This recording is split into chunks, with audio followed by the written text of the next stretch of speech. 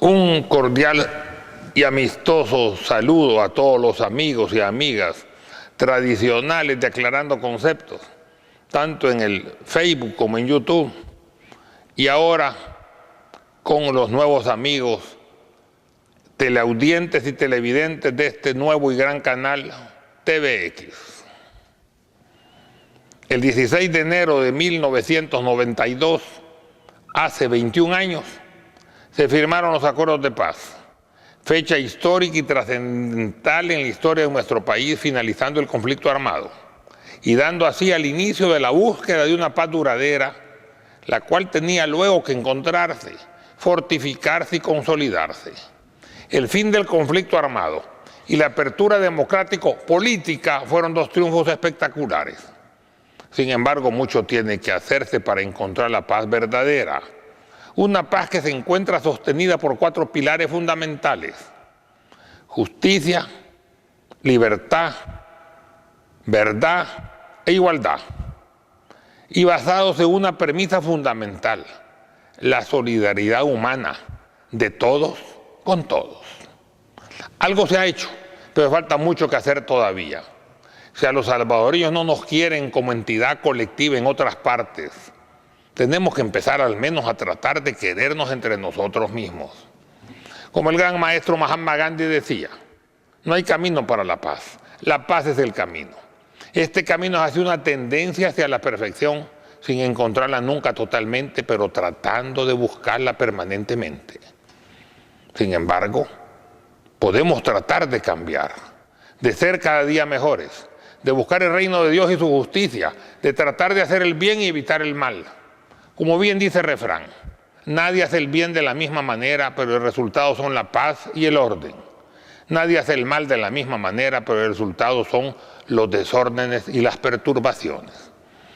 Si bien es necesario luchar para esta vida, eso es, satisfacer todas nuestras necesidades materiales y también espirituales, no debemos olvidarnos que también debemos luchar para la otra, y que si podemos torcer la vara de la justicia terrenal, nos caería implacable la vara de la justicia divina, la del gran juez en manos del Dios vivo. Recordemos que Dios es todo misericordioso y todo compasivo, pero también es justo, y la justicia divina es implacable. Bastantes creen que amar a Dios es suficiente, pero esto es incompleto. Tenemos que amar a nuestro prójimo también, empezando por nuestra familia, pero extendiéndolo a un segundo círculo a todos nuestros hermanos salvadoreños y un tercer círculo a toda la humanidad y finalmente a toda la creación de Dios.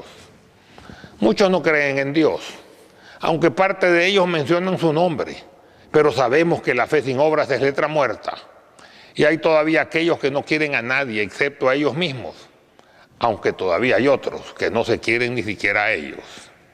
Tenemos definitivamente que cambiar. Bien se dice que hay muchos desiertos para hacerlos florecer, pero el principal de ellos está dentro de nosotros mismos. Dios nos quiso hacer diferentes, pero tenemos que saber administrar nuestras diferencias. Nos hizo también seres sociales y tenemos que aprender a vivir en convivencia. Tenemos que aprender a vivir en paz. El fanatismo es causa de toda violencia.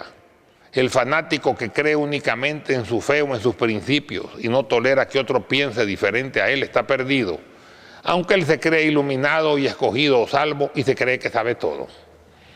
Pero esta violencia no es solamente física, sino que también ideológica.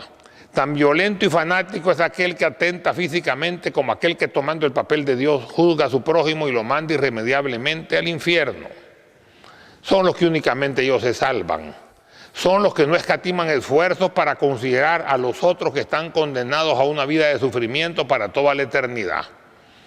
Hay otros que tratan de dañar a un tercero y a veces sin tan siquiera recibir un beneficio personal solo por la satisfacción del dolor ajeno.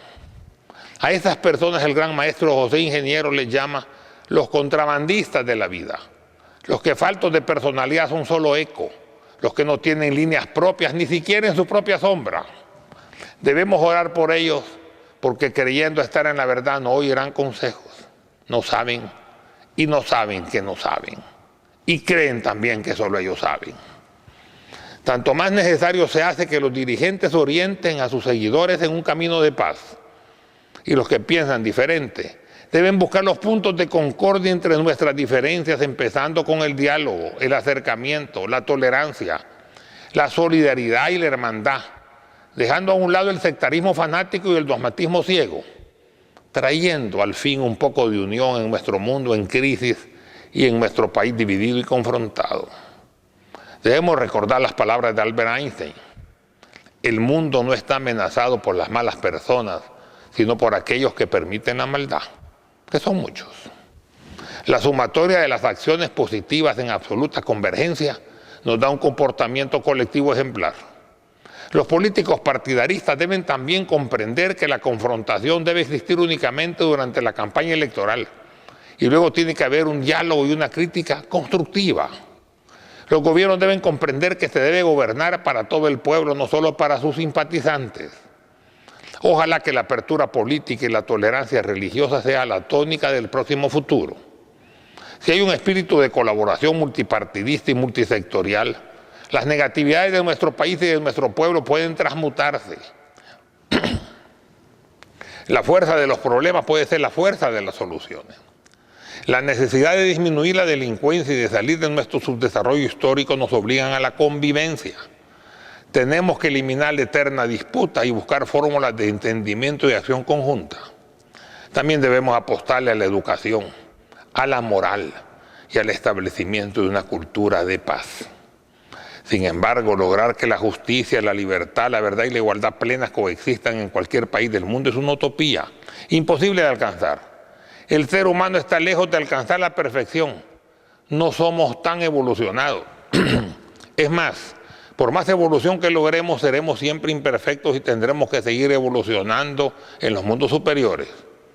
Sin embargo, podemos tratar de cambiar, de ser cada día mejores, de tratar de hacer el bien y evitar el mal.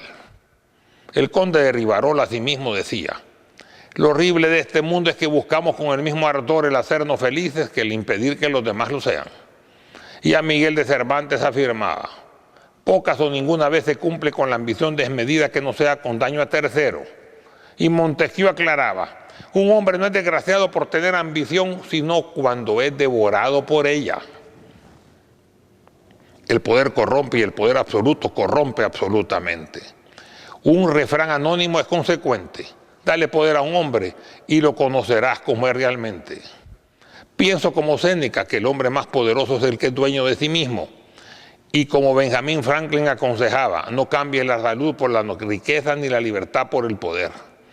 El problema es complicado y difícil de solucionar y para muchos es motivo de miedo.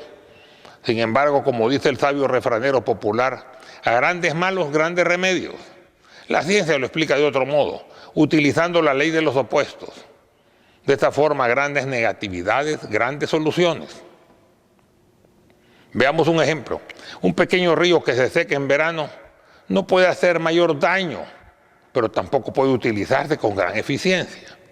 Un gran río que se desborda continuamente puede represarse y utilizarse sabiamente, produciendo electricidad, pesca e irrigación, entre otros.